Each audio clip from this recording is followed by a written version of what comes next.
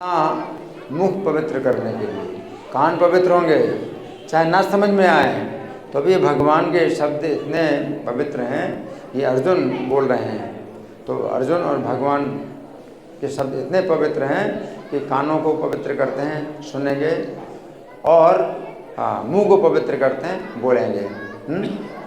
सब लोग बोलिए। एवं एतन् यथार्थ त्वम् आत्मानं परमेश्वर द्रष्टुमिच्छामि ते रूपम् ऐश्वरं पुरुषोत्तम। अब थोड़ा ज़्यादा बोलना। एवमेतं यथार्थ त्वम् आत्मानं परमेश्वर द्रष्टुमिच्छामि ते रूपम् ऐश्वरं पुरुषोत्तम। एवमेतं यथार्थ त्वम् आत्मानं परमेश्वर द्रष्टुमिच्छामि ते रूपम् ऐश्वरं पुरुषोत्तम। एवमेतं यथार्थ त्वम् आत्मानं परमेश्वर द्रष्टुमिच्छामि ते रूपम् ऐश्वरं पुरुषोत्तम। अब सब लोग मेरे पीछे शब्दार्थ बोलिए। एवं इस प्रकार, एतं यह, यथा जिस प्रकार, आथ कहा है, त्वम आपने, आत्मानं अपने आप को, परम ईश्वर हे परमेश्वर, द्रष्टो देखने के लिए, इच्छामि इच्छा करता हूँ, ते आपका, रूपम रूप, ऐश्वरम दैवी, पुरुष उत्तम हे पुरुषों में उत्तम। अनुवाद मेरे पीछे बोले।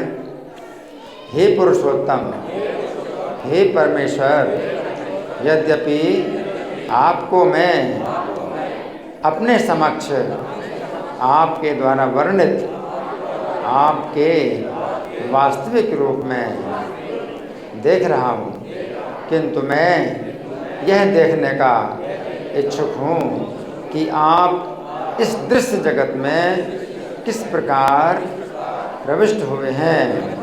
मैं आपके उसी रूप का दर्शन करना चाहता हूँ। तो अब मेरे साथ आप लोग बोलेंगे, मंगलाचरण बोलेंगे। अगर बने तो बोलिए मेरे साथ में, कोशिश करिए मेरे साथ बोलेंगे। ओम अज्ञानतिमिरान्धस्य ज्ञानाञ्जन शलाकया चक्षुरुन्मीलितं येन तस्मै श्री गुरवे नमः। श्रीचैतन्यमनोभीष्टं स्थापितं येन भूतले स्वयं रूपः कदा मह्यं ददाति स्वपदान्तिकं। वन्देऽहं श्रीगुरो श्रीयुतपदकमलं श्रीगुरून् वैष्णवांश्च श्रीरूपं साग्रजातं सहगण रघुनाथान्वितं तं सजीवं साद्वैतं सावधूतं परिजनसहितं कृष्णचैतन्यदेवं श्रीराधा कृष्णपादान् सहगण ललिता श्रीविशाखान्वितांश्च। हे कृष्ण करुणा सिन्धो दीनबन्धो जगत्पते गोपेश गोपिकान्त राधाकान्त नमोऽस्तुते।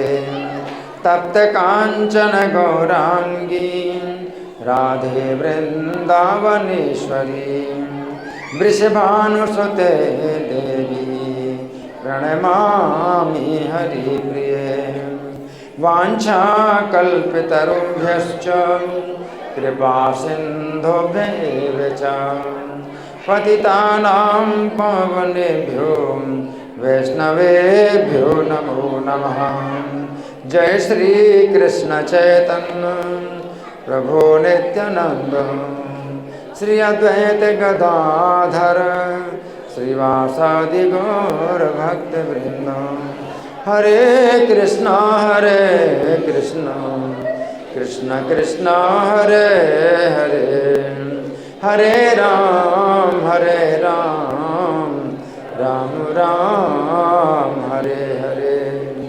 नमो विष्णुपादाय कृष्ण प्रेष्ठाय भूतले श्रीमते भक्ति वेदांत स्वामिनिति नामिने।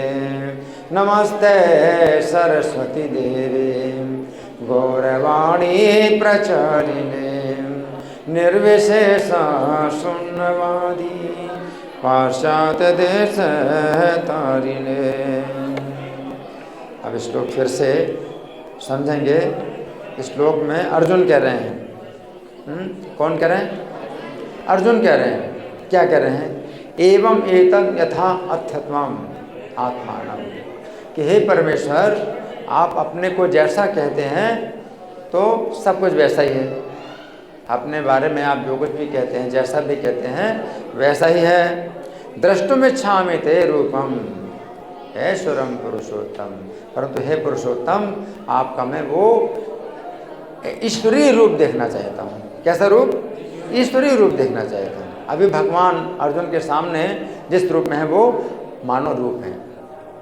भगवान जो है मनुष्य रूप में है मानुष रूप, और अर्जुन देखना चाहते हैं कौन सा रूप? ईश्वरीय रूप, है ना। तो भगवान जो है मनुष्य रूप में है तो भक्तों के तो बहुत प्रिय हैं, और भक्त लोग हमेशा उनकी जो है संगति करना चाहते हैं और उनकी सेवा करना चाहते हैं, उनका दर्शन करना चाहते हैं। लेकिन जो भक्त नहीं है, वो जो है कुछ नहीं समझते हैं, है ना। तो अर्जुन जो है ये चाहते हैं कि जो भक्त नहीं है वो भी समझें, है ना, समझें, और ईश्वरीय रूप को समझ करके वे कम से कम भयभीत होकर के भी जो है अगर प्रणाम करेंगे तो उनका जो है लाभ होगा। तो अर्जुन की मन में जो है बहुत इच्छा है कि जो भक्त नहीं हैं वे कृष्ण का जो है उपहास करते हैं कि ये मनुष्य हैं, तो वे जो है उनकी हंसी बंद हो जाए, कृष्ण का ईश्वरीय रूप देखें तो हंसी बंद हो जाए कम से कम। तो चाहे भयभीत होके करें, लेकिन क्या करें? नमस्कार करें कृष्ण को। अब हम सुनेंगे प्रभुपाद तात्पर्य में क्या लेते हैं। श्रील प्रभुपाद की जय। भगवान ने ये कहा कि उन्होंने अपने साक्षात स्वरूप में ब्रह्मांड के भीतर प्रवेश किया है, फलता ये दृश्य जगत संभव हो सका है और चल रहा है। तो भगवान ने 10वें अध्याय के अंतिम श्लोक में ये बात कही थी, है? क्या कही थी? अथवा बहुनैतेन किम ज्ञातेन तमार्जुन, कि हे अर्जुन इतना सब जानने की क्या आवश्यकता है। विष्टभ्य हम इदम कृष्णम एकांशेन स्थितो जगत, अपने एक अंश से ही मैं जो है संपूर्ण जगत में व्याप्त होकर के क्या करता हूँ? जगत को चला रहा हूँ, है ना। तो जब भगवान ने अर्जुन को ये बात कही तो अर्जुन के अंदर बड़ी इच्छा हुई, है ना। तो उन्हें अपने लिए कुछ जरूरत नहीं देखने की। अर्जुन अपने लिए नहीं देखना चाहते हैं, बल्कि ऐसे लोगों के लिए देखना चाहते हैं जो कृष्ण को भगवान नहीं मानते और कृष्ण की शरण नहीं लेते, तो वे कम से कम इस बात को समझें, है ना। तो हम सुनेंगे। अब प्रभुपाद यही लेते हैं कि जहाँ तक अर्जुन का संबंध है वे कृष्ण के कथनों से प्रोत्साहित है। तो अर्जुन को तो ऐसे कुछ देखने की आवश्यकता नहीं कि मैं देखना चाहता हूँ। अर्जुन का मैं देखना चाहता हूँ, ऐसा कुछ नहीं है कि अर्जुन देखना चाहते हैं कि जब देखेंगे तभी विश्वास करेंगे, ऐसी बात नहीं। इसलिए अर्जुन ने पहले ही कहा कि आप जो कहते हैं तो मैं तो वैसा ही मानता हूँ, मुझे कोई ज़रूरत नहीं कि मैं देखूं, है ना, है ना। यहाँ प्रभुपाद ये समझा रहे हैं कि जहाँ तक अर्जुन का संबंध है वे कृष्ण के कथनों से प्रोत्साहित हैं, किंतु भविष्य में उन लोगों को विश्वास दिलाने के लिए जो कृष्ण को सामान्य पुरुष सोच सकते हैं, अर्जुन चाहते हैं कि वे भगवान को उनके विराट रूप में देखें, जिससे वे ब्रह्मांड के भीतर से काम करते हैं, यद्यपि वे इससे पृथक हैं, है ना। तो अर्जुन ये चाहते उन लोगों को समझाने के लिए। नहीं तो बहुत से लोग जो है गीता का दुरुपयोग करेंगे, आगे चलकर गीता का दुरुपयोग करेंगे। किस तरह से दुरुपयोग करेंगे? हैं कि कृष्ण अपने को ईश्वर कहते हैं, तो वे जो है अपने को ईश्वर कहेंगे कि मैं भी ईश्वर हूँ, है ना। कृष्ण ने गीता को बोली थी, लो मैंने भी याद कर ली गीता, मैं भी बोल रहा हूँ गीता, अब मैं भी भगवान बन गया। और जो भी गीता को याद कर लेगा वही भगवान बन जाएगा, वो भी बोलेगा है कि मैं ईश्वर हूँ। कृष्ण अपने को कहते हैं, है ना, कृष्ण अपने को कहते हैं कि जो मुझको जन्मा अनादि जान लेता है सब पापों से मुक्त हो जाता है, तो वे अपने को भी कहेंगे जो मुझे मान लेता है वो सब पापों से मुक्त हो जाता है। तो बहुत लोग जो है इस चीज़ का जो है क्या है कि गलत फ़ायदा उठाएंगे, हैं। तो यहाँ प्रभुपाद जी लिख रहे हैं कि अर्जुन जो है चाहते हैं कि उन जिन लोगों को जो है ऐसी इच्छा होती है कि अपने को ईश्वर कहें, तो उनको भी जो है चुनौती दी जाए कि भाई आप भी दिखा दो अपना, हाँ ईश्वरीय रूप दिखला दो अपना भी, है ना। तो इस तरह से अर्जुन की बहुत इच्छा है। आगे अर्जुन द्वारा भगवान के लिए पुरुषोत्तम संबोधन भी महत्वपूर्ण है। चूँकि वे भगवान हैं इसलिए वे स्वयं अर्जुन के भी भीतर उपस्थित हैं, अतः वे अर्जुन की इच्छा को जानते हैं। पुरुषोत्तम, तो पुरुष का मतलब क्या है? जो पुर में निवास करे। पुर माने नगर, है ना, पुर माने नगर होता है, पुरी माने नगरी। तो ये शरीर भी एक प्रकार का नगर है। इससे कैसा नगर कहते हैं? नव द्वार ये पुरे देही, ये नव द्वारपुर है, 9 द्वारों का नगर है। ये हमारा शरीर जो है 9 द्वारों का नगर है।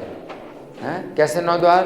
1 2 3 4 5 6 7 द्वार तो ये ऊपर के हो गए, और 2 द्वार नीचे के, मल द्वार और मूत्र द्वार। तो इस प्रकार से 9 द्वार वाला नगर है। तो उसमें जो है जीवात्मा निवास करता है, और श्री कृष्ण भी जो है निवास करते हैं जीव के साथ। तो श्री कृष्ण हैं विभक्त नहीं है, लेकिन विभक्त जैसे सबके सब जीवों के साथ निवास करते हैं शरीर के अंदर। तो वो पुरुष उत्तम है। जीवात्मा भी पुरुष है, क्योंकि 9 द्वार के पुर में जीवात्मा भी निवास कर रहा है और श्री कृष्ण भी निवास करते हैं। लेकिन वो जो है जीवात्मा उत्तम पुरुष नहीं है, लेकिन कृष्ण उत्तम पुरुष है ना। पुरुष का मतलब है जो पुर में निवास करता है। तो जीवात्मा भी पुरुष है, लेकिन श्री कृष्ण उत्तम पुरुष है। उत्तम का मतलब क्या है? उत्त माने ऊपर, उत्तर माने और ऊपर, उत्तम माने सबसे ऊपर, सर्वोच्च, है ना। तो इस नगर में श्री कृष्ण निवास करते हैं, लेकिन कैसे हैं? पुरुष उत्तम पुरुष, सर्वोच्च ऊपर। जबकि जबकि जीवात्मा क्या है? इस पूर्व में बंधा हुआ है, शरीर में बंधा हुआ है। तो शरीर के कारण उसको जन्म मरण बुढ़ापा बीमारी का कष्ट प्राप्त हो रहा है। लेकिन श्री कृष्ण इस नगर में रहते हैं, लेकिन बहुत ऊपर हैं। इस नगर में रहते हुए भी बिल्कुल ऊपर हैं, अलग हैं शरीर। इसलिए शरीर में जो जन्म मरण बुढ़ापा बीमारी का कष्ट होता है उनको नहीं होता कष्ट, क्योंकि वो पुरुष उत्तम पुरुष। तो एक जो है सामान्य पुरुष है जीवात्मा शरीर के अंदर, और दूसरा उत्तम पुरुष है श्री कृष्ण शरीर के अंदर। तो यहाँ प्रभुपाद लिखते हैं चूँकि वे भगवान हैं इसलिए वे स्वयं अर्जुन के भी भीतर उपस्थित हैं, अतः वे अर्जुन की इच्छा को जानते हैं। वे ये समझते हैं कि अर्जुन को उनके विराट रूप का दर्शन करने की कोई लालसा नहीं है, क्योंकि वे उनको साक्षात देकर पूर्णतया संतुष्ट हैं। अर्जुन पूरी तरह संतुष्ट है ना। क्या कैसे संतुष्ट हैं? कि श्री कृष्ण ने कहा कि वे जो है समस्त सृष्टि, असंख्य सृष्टियों के स्वामी हैं, अनंत ब्रह्मांडों के स्वामी हैं। तो अर्जुन जो है इस बात को सुन करके और प्रोत्साहित होते हैं, प्रफुल्लित होते हैं, है ना। आगे किंतु भगवान ये भी जानते हैं कि अर्जुन अन्यों को विश्वास दिलाने के लिए ही विराट रूप का दर्शन करना चाहते हैं, है ना।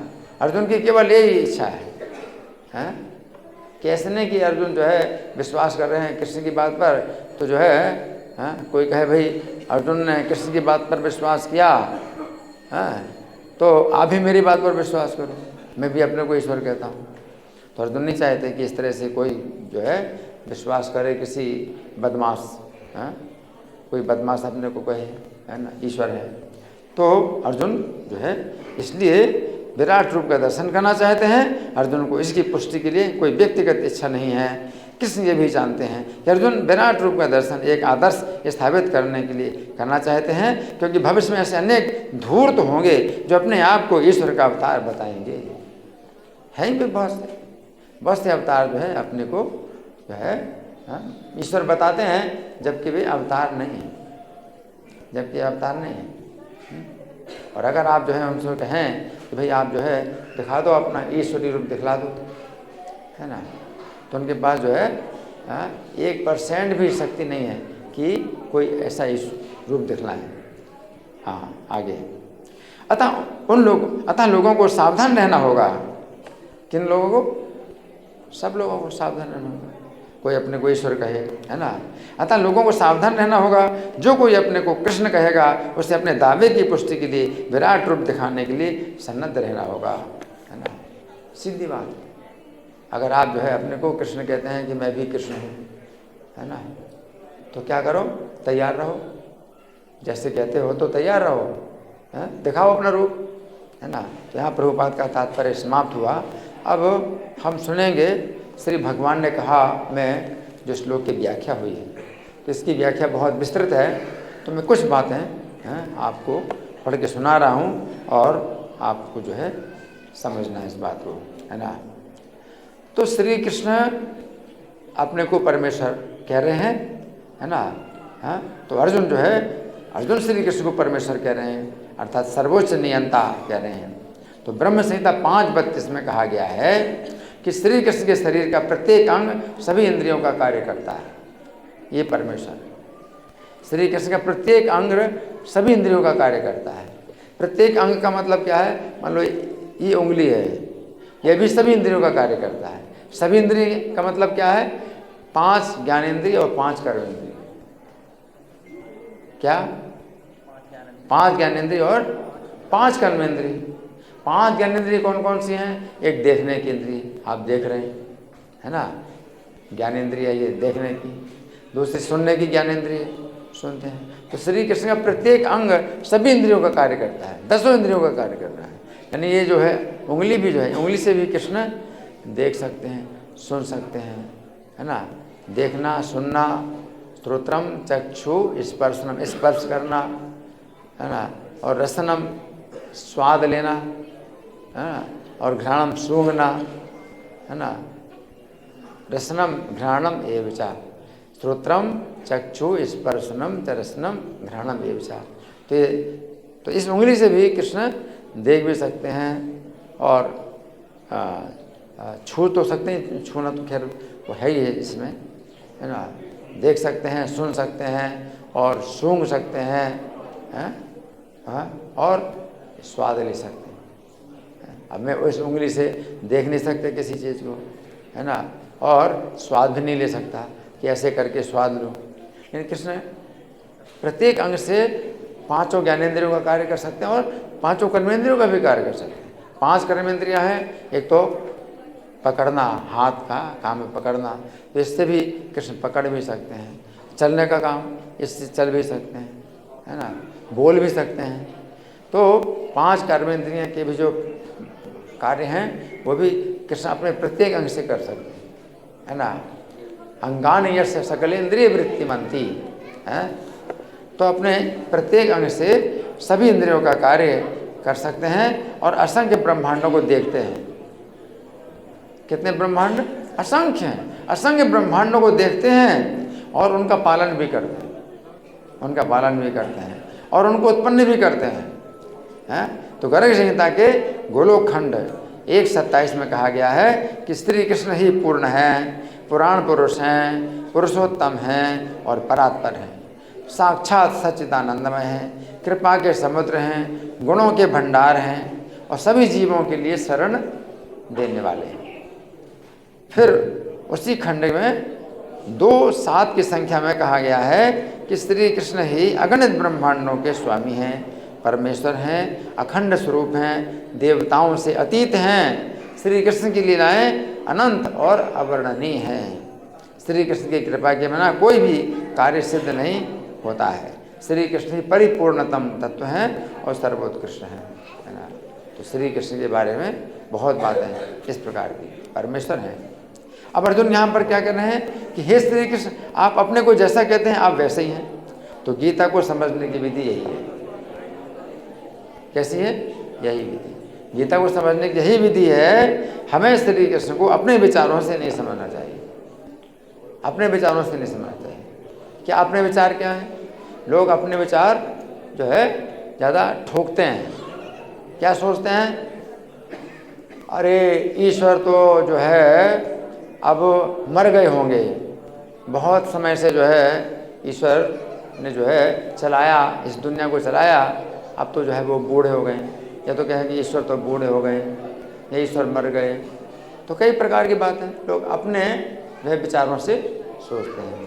लेकिन कृष्ण क्या कहते हैं? यो माम जन्मनादिम चालो वेति लोक महेश्वरम। मुझको जो है जो अनादि और अजन्मा मानता है और समस्त लोगों का महेश्वर मानता है, वही मूर्ख नहीं है, वही मूर्ख नहीं, बाकी सब मूर्ख हैं। तो मूर्खता के कारण लोग जो है क्या सोचते हैं कि पहले कभी श्री कृष्ण नहीं थे, या श्री कृष्ण थे तो ईश्वर नहीं थे, ईश्वर बाद में बने। कृष्ण पहले थे तो ईश्वर नहीं थे, ईश्वर कभी बाद में बने। आगे चल कर के ईश्वर के पद से गिर जाएंगे, अब ईश्वर नहीं रहेंगे, कृष्ण हैं, या कृष्ण ही नहीं रहेंगे। इस प्रकार की बहुत सी मूर्खता की बात है। तो कृष्ण क्या कहते हैं? जो मुझको अजन्मा और अनादि और समस्त लोगों का महेश्वर जानता है वही मूर्ख नहीं है। और सर्व पापे परम, वही सब पापों से छूटता है, वही सब पापों से छूटता है। तो सब पापों से छूटने का कितना सरल तरीका है, इतना सरल तरीका है ना। तो श्री कृष्ण को अपने विचारों से नहीं समझना चाहिए। गीता 3:31 में श्री कृष्ण कहते हैं कि जो लोग श्री कृष्ण के ही विचारों के अनुसार श्री कृष्ण को समझने का प्रयास करते हैं वे कर्म बंधन से मुक्त हो जाते हैं, कोई कर्म में का बंधन नहीं होगा। कितनी बड़ी बात है। 10वें अध्याय में भगवान ने कहा था सर्व पाप है प्रमुख, सब पापों से मुक्त हो जाएगी। और यहाँ पर कहा गीता 3:31 में कि सब कर्म बंधन से मुक्त हो जाते हैं, है ना। इसका अर्थ है कि हमें श्री कृष्ण के विचारों में अपने विचारों को नहीं जोड़ना चाहिए, अपने विचारों को नहीं जोड़ना चाहिए, है ना।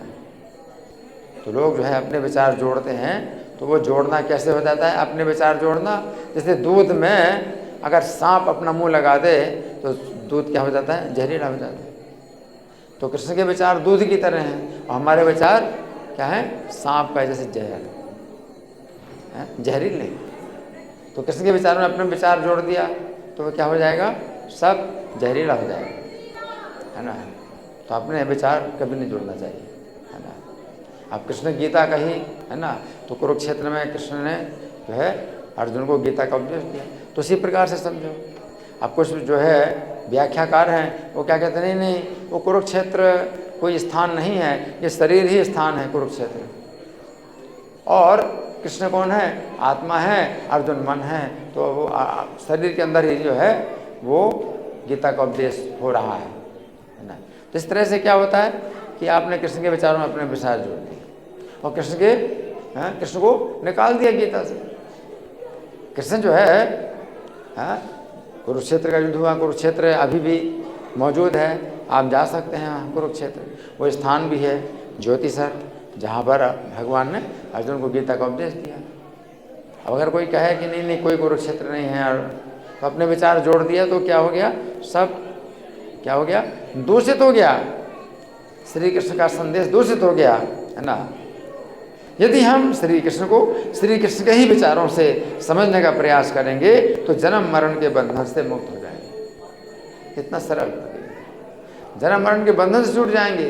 कृष्ण के विचारों से ही कृष्ण को समझना है। अन्यथा जन्म मरण के बंधन में जकड़े रहेंगे, है ना। तो यहाँ पर अर्जुन कह रहे हैं कि हे श्री कृष्ण, आप अपने को जैसा कहते हैं आप वैसे ही हैं। तो गीता 3:32 में श्री कृष्ण कहते हैं कि जो लोग श्री कृष्ण के विचारों में दोष देखते हैं और श्री कृष्ण के विचारों के अनुसार श्री कृष्ण को वैसा नहीं मानते हैं, वे सभी प्रकार के ज्ञानों में भ्रमित हैं। उनका जितना भी ज्ञान होता है, जितने प्रकार का ज्ञान है, सब क्या होता है? भ्रमित है। सभी प्रकार के ज्ञानों में भ्रमित हैं। वे बेहोश हैं, वे नष्ट हो जाते हैं। उनका ज्ञान इतना अधिक नष्ट हो जाता है कि वे ये भी नहीं जानते कि क्या करना चाहिए और क्या नहीं करना चाहिए। अगर कृष्ण के विचारों से कृष्ण को नहीं समझोगे तो आप कभी नहीं समझ सकते कि आपको क्या करना है, क्या नहीं करना है। जो नहीं करना वो करोगे और जो करना है वो नहीं करोगे, है ना। उनमें पवित्रता नहीं होती, पवित्रता कभी नहीं आएगी फिर, है ना। पवित्रता नहीं होती है और ना उचित आचरण होता है, ना ही उनमें सत्य होता है। तो गीता 16:6 के तात्पर्य में श्रील प्रभुपाद लिखते हैं, जो व्यक्ति शास्त्र विधि को नहीं मानता है, अपने सनक के अनुसार कार्य करता है, वो आसुरी कहलाता है। कैसा कहलाता है? आसुरी कहलाता है। शास्त्र के विधि विधानों के प्रति आज्ञा भाव ही एकमात्र कसौटी है कि आप क्या हैं? सही है। शास्त्र विधि के प्रति आज्ञा भाव ही एकमात्र कसौटी है, अन्य नहीं। वैदिक साहित्य में उल्लेख है कि देवता और असुर दोनों ही प्रजापति से उत्पन्न हुए। देवता और असुर कौन? देवता और असुर दोनों ही प्रजापति से उत्पन्न हुए। अंतर इतना ही है कि एक श्रेणी के लोग वैदिक आदेशों को मानते हैं, दूसरे नहीं मानते। देवता और असुर में कौन मानते हैं वैदिक आदेश को? कौन मानते हैं? देवता मानते हैं, असुर? देवता मानते हैं, असुर नहीं मानते, है ना। यही अंतर है। तो यहाँ पर समझने की बात यही है कि जो लोग श्री कृष्ण के विचारों के अनुसार श्री कृष्ण को नहीं समझना चाहते हैं, वे सभी प्रकार के ज्ञान में भ्रमित होते हैं। ऐसे असुर शास्त्र के नियमों को ना तो जानते हैं और ना जानना चाहते हैं। उनमें जो लोग कुछ जानते भी हैं तो उनका पालन नहीं करना चाहते हैं। ऐसे लोग ज्ञान में इतने अधिक भ्रमित हैं कि मनु संहिता में स्पष्ट कहा गया है कि स्त्री को स्वतंत्रता प्रदान ना की जाए। इसका अर्थ ये नहीं होता है कि स्त्रियों को दासी बनाकर रखा जाए। लोग ज्ञान में भ्रमित हैं। मनु संहिता में कहा गया है स्त्री को स्वतंत्रता प्रदान ना की जाए। इसका अर्थ ये नहीं होता स्त्रियों को दासी बना के रखा जाए। वे तो बालकों के समान हैं, बालकों को स्वतंत्रता नहीं दी जाती, क्योंकि इसका अर्थ ये नहीं है कि वे दास बना कर रखे जाते हैं। बच्चों को भी स्वतंत्रता नहीं दी जाती, है ना, कि जो है बिना पूछे अपनी मर्जी से इधर जाएं उधर जाएं, तो क्या होगा? उनकी रक्षा नहीं होगी। उनकी सुरक्षा के लिए ही उनको स्वतंत्रता नहीं दी जाती। इसी प्रकार से स्त्रियों को भी, है ना, दासी बना के नहीं रखना, लेकिन उनकी सुरक्षा के लिए ही ये नियम है कि उनको स्वतंत्रता ना दी जाए। लेकिन असुरों ने श्री कृष्ण को सही प्रकार से ना समझने के कारण भ्रमित होकर ऐसा सिद्धांत बना दिया है कि स्त्रियों को पुरुषों के ही समान स्वतंत्रता प्रदान की जाए। आजकल यही चल रहा है ना, स्त्रियों को पुरुषों के समान स्वतंत्रता प्रदान की जाए। श्री कृष्ण के विचारों को ना मानने के कारण असुरगण इतने भ्रमित होते हैं कि वे कोई भी ऐसा उपदेश ग्रहण नहीं करते हैं जो समाज के लिए अच्छा हो। सब उल्टा, सब कुछ जो कुछ सोचते सब उल्टा ही सोचते हैं, है ना। अब यहाँ अर्जुन श्री कृष्ण को पुरुषोत्तम के नाम से संबोधित करके कहना चाहते हैं कि हे श्री कृष्ण, आप ही सभी पुरुषों में उत्तम हैं। तो पुरुष शब्द का एक अर्थ भोक्ता भी होता है। उत्तम का मतलब सर्वोच्च। इस प्रकार पुरुषोत्तम शब्द का एक दूसरा भी अर्थ हुआ सर्वोच्च भोक्ता। इसका अर्थ है कि यदि हम वास्तव में सुखी होना चाहते हैं तो हमें श्री कृष्ण को सुखी करना होगा, क्योंकि श्री कृष्ण ही सर्वोच्च भोक्ता है। अगर आप जो है सुखी होना चाहते हैं तो कृष्ण को सुखी करो, तब आपको सुख मिलेगा। और अगर आप स्वतंत्र रूप से सुखी होना चाहते हैं तो आपको जो है सुख नहीं मिल सकता, दुख ही दुख मिलेगा। जिस समय श्री कृष्ण हमारी सेवा से हमारे ऊपर प्रसन्न हो जाते हैं, उस समय हमें सुख प्राप्त होता है। सुख प्राप्त करने का हमारे लिए कोई अन्य उपाय नहीं, कोई उपाय नहीं। लेकिन असुर लोग क्या है, सुख पाने का प्रयास करते हैं, सुख पाने का प्रयास करते हैं, है ना। कैसे सुख पाने का प्रयास करते हैं? बहुत स्त्रियां हैं, स्त्रियों को भोगना चाहते हैं, है ना, और बंधन और कष्ट, या खाना पीना सोना, इसमें जो है सुख पाना चाहते हैं तो उसमें और बंधन है और कष्ट है ना। तो श्री कृष्ण को प्रसन्न ना करके आप स्वतंत्र रूप से सुखी होना चाहते हैं तो आपके लिए बंधन और कष्ट की सेवा और कुछ नहीं मिलेगा, है ना, है ना। अब श्री कृष्ण ने जो है सुदामा माली, सुदामा माली ने श्री कृष्ण को प्रसन्न किया। यहाँ पर अर्जुन श्री कृष्ण को पुरुषोत्तम अर्थात सर्वोच्च भोक्ता कह रहे हैं। तो गर्ग संहिता के मथुरा खंड के अंतर्गत अध्याय संख्या 6 में वर्णन आता है कि जिस समय श्री कृष्ण और बलदेव दोनों भाई मथुरा में रहने वाले सुदामा नाम के माली के निकट गए। कौन सा माली था वो? सुदामा नाम का माली था, मथुरा में रहता था। तो श्री कृष्ण और बलदेव दोनों गए सुदामा माली के घर। उस समय उन दोनों भाइयों को देखते ही माली उठकर खड़ा हो गया तुरंत, है ना, उठकर खड़ा हो गया। उसने हाथ जोड़कर नमस्कार किया और फूलों के सिंहासन पर बैठाया। माली था ना, ये फूलों के सिंहासन पर बैठाया भगवान को और गदगद वाणी में उनसे कहा, हे देव, आपके आगमन से मेरा कुल और घर दोनों धन्य हो गए। ऐसा, आपके आगमन से मेरा कुल और घर दोनों धन्य हो गए। मेरी माता के कुल की 7 पीढ़ियाँ पवित्र हो गई। मेरी माता के कुल की 7 पीढ़ियाँ पवित्र हो गई और पिता के कुल की भी 7 पीढ़ियाँ वैकुंठ में चली गई आपके आने से। आपका ऐसा ही प्रभाव है क्योंकि आप दोनों पुरुषोत्तम हैं। आप दोनों, कौन दोनों? कृष्ण और बलराम, आप दोनों पुरुषोत्तम हैं। मुझ दीन के घर में आए हुए आप दोनों पुरुषोत्तमों को नमस्कार है। मुझ दीन के घर में आए हुए आप दोनों पुरुषोत्तमों को नमस्कार है। यूँ कहकर माली ने पुष्पों के सुंदर हारों को पहनाकर दोनों भाइयों को प्रसन्न किया। बड़ी सुंदर सुंदर हार पहनाए, है ना, दोनों भाइयों को प्रसन्न किया। उस समय पुरुषोत्तम होने के कारण श्री कृष्ण उस माली को अपने चरणों की भक्ति प्रदान कर दी। कृष्ण के चरणों की भक्ति नहीं मिल सकती, है ना, कहीं किसी जन्म में नहीं मिलती। श्री कृष्ण अपने चरणों की भक्ति प्रदान की और अपने भक्तों का संग प्रदान किया। तो 2 चीज़ें बहुत बड़ी चीज़ें हैं, अपने भक्तों का संग, कृष्ण के भक्तों का संग मिले और कृष्ण के चरणों की भक्ति मिले। ये 2 चीज़ें बहुत दुर्लभ है, कृष्ण ने प्रदान कर दी है। चूँकि श्री कृष्ण पुरुषोत्तम है, अतः श्री कृष्ण ने सुदामा को अपने समान एक गोप सखा बनने का वरदान दे दिया। और इस जीवन के अंत में कहाँ जाओगे? गोलोक धाम में जाओगे, कृष्ण के साथ रहोगे सखा के रूप में। सुदामा वाली को अपने समान सखा का जो है पद प्रदान किया। उस समय पुरुषोत्तम होने के कारण बलदेव जी ने भी सुदामा को उसके कुल में निरंतर बढ़ने वाली लक्ष्मी प्रदान की। बलराम जी ने वरदान दिया, क्या? तुम्हारे कुल में निरंतर लक्ष्मी बढ़ती रहेगी। ऐसा कभी नहीं होता। लक्ष्मी चंचला है। किसी के कुल में, किसी घर में लक्ष्मी अगर आती है तो फिर अगले पीढ़ी में वो सब जो है कंगाल हो जाते हैं। तो पीढ़ी दर पीढ़ी लक्ष्मी किसी के घर में नहीं रहती, चंचला है। तो अभी जो है किसी घर में अगर लक्ष्मी है, संपत्ति के रूप में है ना, 10 साल बाद, 20 साल बाद, 50 साल बाद फिर उनके घर में संपत्ति नहीं रहेगी, विपत्ति आ जाएगी, तो लक्ष्मी नहीं रहती। लेकिन बलराम जी ने वर दिया, पुरुषोत्तम है, बलराम जी ने वरदान दिया कि कुल में जो है लक्ष्मी हमेशा बढ़ती रहेगी, है ना।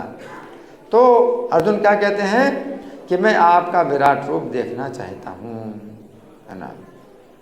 तो ये समझने की बात है। अर्जुन ने श्री कृष्ण को चुनौती नहीं दी कि आप मुझे अपना विराट रूप दिखाइए तभी मैं मानूंगा कि आप परमेश्वर हैं। ये नहीं कहा अर्जुन, ऐसा नहीं कहा। हाँ, कैसे नहीं कहा? आप दिखाओ पहले तब मैं आपको मानता हूँ। तो भगवान को ऐसा कुछ ज़रूरत नहीं है कि दिखाएं हैं और आप मानोगे। अगर भगवान को आप नहीं मानोगे तो उससे कुछ फ़र्क नहीं पड़ता है कि भगवान की महिमा में कुछ कमी आ जाएगी, है कि नहीं। जैसे एक मच्छर है तो मोदी को नहीं मानता कि भारत के प्रधानमंत्री, तो क्या फ़र्क पड़ता है? मच्छर मानता है नहीं मानता है तो मोदी को क्या फ़र्क पड़ता है कि प्रधानमंत्री एक मच्छर मानेगा न माने। हम लोग मच्छर की तरह, हम क्या हमारा क्या महत्व है कि हम लोग जो है हम कहें नहीं कृष्ण भगवान हमारे सामने आए तब हम मानेंगे भगवान। कोई चुनौती दे है हम नहीं मानते भगवान को, अगर भगवान हमारे सामने आ जाए तब हम भगवान को माने। तो इससे क्या भगवान को क्या पड़ी है कि आपके सामने आए। जैसे कोई कहे मैं मोदी को नहीं मानता, भारत के प्रधानमंत्री मेरे सामने आए तो मोदी क्या आ जाएंगे सामने, मोदी को क्या ज़रूरत है। फिर भगवान असंख्य ब्रह्मांडों के सामने। तो अर्जुन ने जो है इस तरह से नहीं कहा कि आप पुरुषोत्तम हैं, आप जो है परमेश्वर हैं तो मुझे दिखाओ तब मैं मानूंगा, अपना ईश्वरीय रूप दिखाओ तब मैं मानूंगा। नहीं, अर्जुन ने क्या कहा, एवं एतद् यथार्थ त्वम् आत्मानं परमेश्वर। आप जैसा अपने को बताते हैं वैसा ही है, आप वैसे ही हैं। दृष्टुमिच्छामि ते रूपम ऐश्वरम पुरुषोत्तम। हे पुरुषोत्तम, आपके ईश्वरीय रूप के देखने की इच्छा हो रही है, आपके स्वरूप रूप को देखने की इच्छा हो रही है। और आगे और अर्जुन बात कहेंगे, यदि आप मानते हैं कि मैं देखने लायक हूँ, अगर मैं आप मुझे मानते हैं कि मैं आपके उस ईश्वर को देखने का अधिकारी हूँ तो आप मुझे देख रहे हैं, अगर आप समझें, है ना। तो ये जो है विनम्रता है। तो भगवान जो है प्रसन्न होते हैं, विनम्रता से प्रसन्न होते हैं, उनको जो है घमंड से नफरत, अभिमान से नफरत है भगवान को। ईश्वर से आप अभिमान द्वेषत्वाद अन्य प्रियत्वाचा, ईश्वर को दीनता प्रिय है, अभिमान से नफरत है।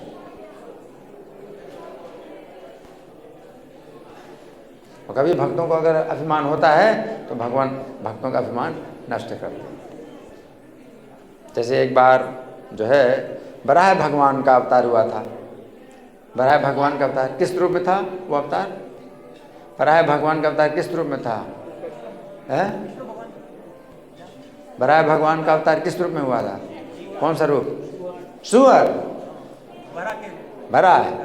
बराह सुकर अवतार भी कहते हैं, लेकिन ग्राम सुकर नहीं, जो गांव का सुअर है मल खाता है वो सुअर नहीं, वन बराह, जंगली सुअर। जंगली सुअर मल नहीं खाता कभी, अशुद्ध नहीं होता है। तो भगवान ने जो है जंगली सूकर का अवतार लिया था बराह के रूप में। और किस लिए अवतार लिया था? पृथ्वी को पानी से ऊपर निकालने के लिए, पृथ्वी को पानी से ऊपर निकालने के लिए। तो भगवान जो है पानी में जो डूबी हुई पृथ्वी को, जिसमें हम बैठे हुए हैं, इसको जो है जब निकाल रहे हैं तो ये भी एक देवी है। तो देवी को जो है, पृथ्वी देवी को कुछ इस बात का गौरव हुआ कि देखो मेरा इतना महत्व है कि भगवान स्वयं मुझको पानी के नीचे से ऊपर निकाल रहे हैं। तो पृथ्वी देवी ने जो है अपना इतना महत्व समझ करके भगवान से प्रश्न किया कि हे प्रभु, आप मुझे जल के ऊपर निकालेंगे तो जल के ऊपर कहाँ पर रखेंगे? जल तो बहुत ज़्यादा है, जल के ऊपर पृथ्वी को, पृथ्वी के आप जल के ऊपर मुझे कहाँ पर रखेंगे? तो भगवान समझ गए कि पृथ्वी को अभिमान हुआ है,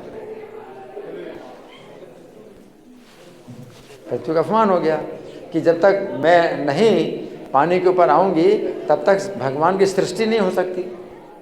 जितने प्राणी वो पृथ्वी में तो रहते हैं। तो पृथ्वी को इस बात का जो है लगा कि देखो मेरा कितना महत्व है, भगवान साक्षात मुझको जो है अपने दांत के ऊपर रख करके निकाल रहे हैं और जो है मुझे पृथ्वी में पानी के ऊपर रखेंगे। तो पृथ्वी देवी ने कहा कि आप मुझको पानी के ऊपर कहाँ रखेंगे? तो भगवान ने जो है उनका अभिमान जो है नष्ट करते हुए ये कहा, देखो मैं तुमको पानी के ऊपर वहाँ रखूँगा जहाँ बहुत से पेड़ों को देखोगे तुम, जहाँ बहुत से वृक्ष होंगे वहाँ पर तुमको रखूँगा। अब पृथ्वी देवी बोली, प्रभु हाँ, जब तक मैं पानी के ऊपर नहीं आऊँगी तब तक पेड़ कैसे हो सकते हैं? तो पानी में पेड़ कैसे हो सकते हैं? तो पृथ्वी को जो है क्या मतलब आश्चर्य हो गया कि जब मैं पानी के ऊपर आऊँगी तभी तो पेड़ होंगे, पृथ्वी के ऊपर तो पेड़ होंगे, पानी के ऊपर थोड़ी पेड़ होते हैं। तो भगवान कहते हैं कि जिस पानी के जिस स्थान में आप वृक्षों को देखोगी वहाँ पर मैं तुम्हें स्थापित करूँगा। तो पृथ्वी देवी बहुत आश्चर्य हुई। भगवान कहते हैं तुम देखती चलो कहाँ पर पेड़ दिखाई देंगे वहाँ पर मैं तुम्हें स्थापित करूँगा। तो आगे देखा सचमुच बहुत से पेड़ जो है थे, पानी के ऊपर बहुत से पेड़ थे। तो पृथ्वी देवी बोली, प्रभु ये तो बड़ा आश्चर्य है, मेरे बिना ये पानी में पेड़ कैसे हो गए? तो भगवान कहते हैं कि देखो ये मेरा मथुरा मंडल है, ये मथुरा मंडल जो है ये इसका प्रलय होता ही नहीं। पृथ्वी है रहे या ना रहे, ये स्थान जो है मेरा मथुरा मंडल है, भगवान ने कहा। तो मथुरा मंडल जो 84 कोष का है, जिसको हम देखते हैं, तो पृथ्वी जो है डूब जाए पानी में तो भी ये डूबता नहीं है, ये 84 कोष का है। और भगवान कहते पृथ्वी को कि मैं तुमको जो है उसी वहीं पर स्थापित करूँगा। तो पृथ्वी में जो मथुरा मंडल जो जितना हिस्सा है, तो पृथ्वी को जो है भगवान ऐसा करेंगे कि वो जो है पृथ्वी का हिस्सा मथुरा मंडल बन गए। मथुरा मंडल जो है पृथ्वी से अलग है। जब पृथ्वी को भगवान स्थापित करते हैं पानी में, तो नीचे से पृथ्वी को जो है उस स्थान में स्थापित करते हैं जहाँ पृथ्वी का मथुरा मंडल। तो पृथ्वी का वो हिस्सा पृथ्वी के साथ रहता है, वो डूब जाए, पूरी पृथ्वी डूब जाए, लेकिन वो मथुरा मंडल 84 कोष का मथुरा मंडल वो पानी के ऊपर ही रहता है। तो भगवान जो है अपने भक्तों का अभिमान जो है रहने नहीं देते, किसी भी प्रकार से अपने भक्तों का अभिमान रहने नहीं देते, है ना। तो ये भगवान की जो है विशेष ये जो है उनका गुण है, भगवान का गुण है ना। और भक्त लोग जो है अपना अभिमान छोड़ देते हैं तो उनकी रक्षा हो जाती है। असुर लोग अपना अभिमान नहीं छोड़ते हैं तो अभिमान के साथ नष्ट हो जाते हैं। अभिमान तो भक्तों को भी होता है, अभक्तों को भी होता है, लेकिन भगवान जब भक्तों का अभिमान नष्ट करते हैं तो भक्त अभिमान छोड़ देते हैं, भगवान अभिमान नष्ट करते हैं और भक्त अभिमान को छोड़ देते हैं तो उनकी रक्षा हो जाती है। या असुर लोग अभिमान नहीं छोड़ते हैं तो भगवान जब अभिमान नष्ट करते हैं तो वो भी नष्ट हो जाते हैं। क्यों? अभिमान नहीं छोड़ते। तो ये अंतर है, भक्त में अभक्त में ही अंतर है। इंद्र को भी अभिमान हुआ, इंद्र को अभिमान हुआ, है ना। तो इंद्र की पूजा ब्रजवासी लोग कर रहे थे, तो इंद्र को भी बड़ा अभिमान हो रहा था कि देखो मैं जो है कितना महान देवता हूँ कि ब्रजवासी लोग मेरी पूजा करते हैं। तो भगवान ने क्या किया, वो समझ गए, क्योंकि सबके हृदय में है, तो इंद्र के भी हृदय में है। भगवान देख रहे हैं कि इंद्र को कितना अभिमान हो रहा है, तो भगवान ने जो है अपना जो है अपनी महानता नहीं बताई कि मैं परमेश्वर हूँ। इंद्र जैसे तो करोड़ों करोड़ों देवता मेरे सामने धूल भी नहीं। कृष्ण ऐसा कह सकते थे मेरी पूजा करो, लेकिन नहीं, कृष्ण जो है ब्रजवासियों के बीच में अपने को भगवान नहीं बोल रहे हैं, बल्कि दूसरी तरीके से बोले कि इंद्र की पूजा करने की जरूरत नहीं है, इंद्र की पूजा करने की जरूरत नहीं है। इंद्र अगर वर्षा के देवता हैं तो इंद्र की पूजा से वर्षा होती है क्या? जहाँ इंद्र की पूजा नहीं होती वहाँ भी वर्षा होती है। इंद्र की पूजा करने की जरूरत नहीं है। चलो गिरि गोवर्धन की पूजा करो, क्योंकि गोवर्धन ही जो है हमारी गऊओं को घास प्रदान करते हैं, बढ़िया पानी प्रदान करते हैं, तो गऊओं को बड़ी जो है इससे संतुष्टि होती है, हम गोवर्धन की पूजा करें। तो भगवान ने इस प्रकार से गोवर्धन की पूजा कराई, है ना। और इंद्र का जो है फिर बहुत कोप बढ़ गया, इंद्र का बड़ा कोप बढ़ गया कि ब्रजवासी बड़े मूर्ख हैं। इंद्र कृष्ण तो बालक है, बालक की बातों में आकर के मेरी पूजा बंद करा दी। तो इंद्र ने फिर क्या किया, इंद्र को जब गुस्सा आया तो इंद्र ने क्या किया,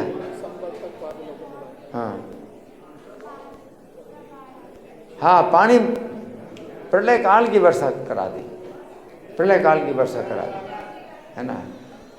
लेकिन कृष्ण ने इंद्र का अभिमान दूर करने के लिए क्या किया, गोवर्धन पर्वत उठा लिया, गोवर्धन पर्वत उठा लिया, है ना।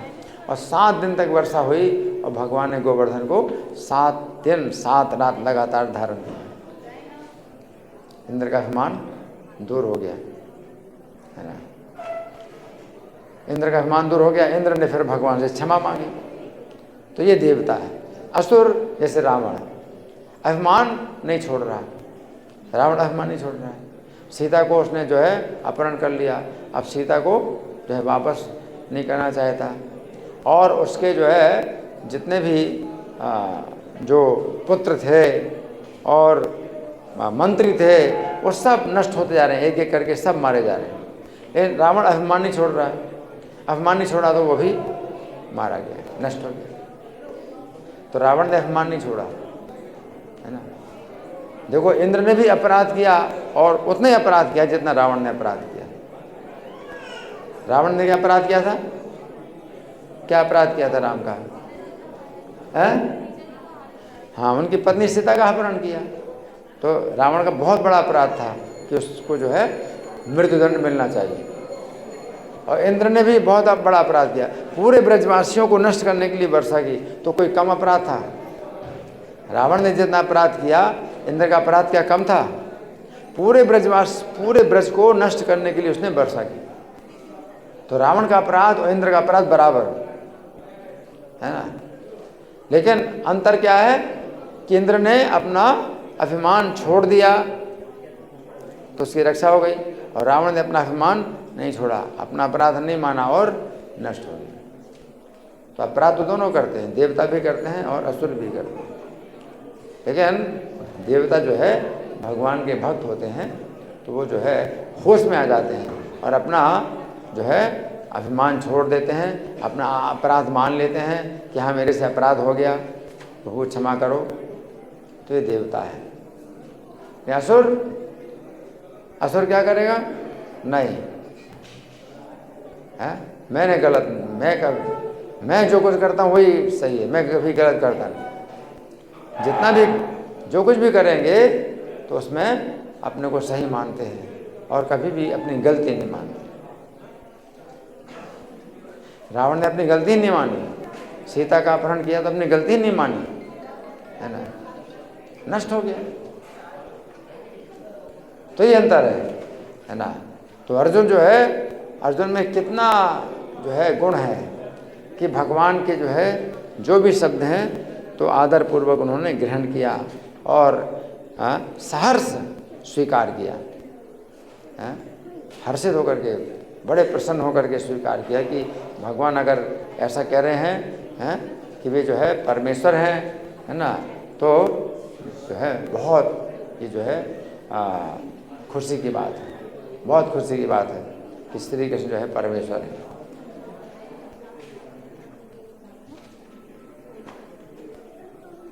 अब अर्जुन ने ये कहा कि मैं आपको परमेश्वर मानता हूँ, हाँ, तो आपके ईश्वरी रूप का दर्शन करना चाहता हूँ, है ना। तो इसमें प्रभुपाद क्या व्याख्या कर रहे हैं कि जब अर्जुन मानते हैं कि कृष्ण परमेश्वर हैं और उनको बहुत खुशी हो रही है तो उनको फिर दर्शन करने की क्या जरूरत है, ईश्वरी रूप। हाँ,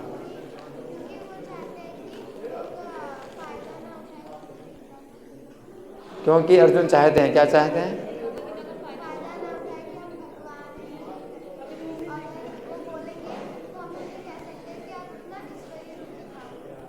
हाँ, कोई व्यक्ति जो है, जो बदमाश, कोई बदमाश आदमी जो है इस बात का फायदा ना उठाए कि कृष्ण कहते हैं अपने को परमेश्वर तो हम भी कहते हैं परमेश्वर। कोई कृष्ण की निंदा ना करे, कोई कृष्ण की निंदा ना करे। या तो वो कृष्ण की नकल करेंगे कि कृष्ण अपने को परमेश्वर कहते हैं, हम भी परमेश्वर हैं, अपने को परमेश्वर कहें। या दूसरे ऐसे भी होंगे अपने को परमेश्वर नहीं कहते हैं, कृष्ण को परमेश्वर कहेंगे, कृष्ण परमेश्वर कहते हैं तो कृष्ण की निंदा करते हैं, कृष्ण अपने को परमेश्वर क्यों कहते हैं। दोनों अज्ञान, दो प्रकार का ज्ञान है। पहले प्रकार का ज्ञान क्या है कि वे जो है कृष्ण अपने को परमेश्वर कहते हैं तो वे अपने को परमेश्वर कहेंगे, कृष्ण की नकल करते हैं। और दूसरे प्रकार का ज्ञान क्या है, कौन बताएगा? पहले प्रकार का ज्ञान तो यह है कि कृष्ण अपने को परमेश्वर कहते हैं तो अपने को वे भी परमेश्वर कहते हैं, एक तो यह ज्ञान है, नकल करते हैं। दूसरे प्रकार का ज्ञान क्या है?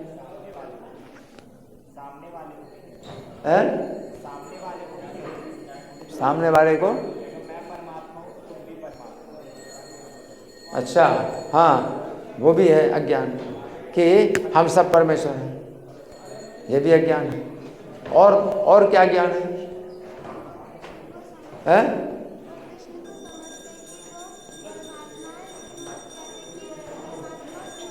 हाँ, तीसरे प्रकार का ज्ञान ये है कि हम तो अपने को नहीं कहते परमेश्वर। कृष्ण अपने को परमेश्वर क्यों कहते हैं?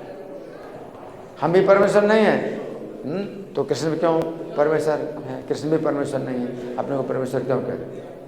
ये अज्ञान, समझ गए ना? तो ऐसे भी बहुत मूर्ख हैं। तो तीनों प्रकार के मूर्ख हैं। पहले प्रकार के मूर्ख हैं कि कृष्ण परमेश्वर कहते हैं तो हम भी परमेश्वर अपने को कहेंगे।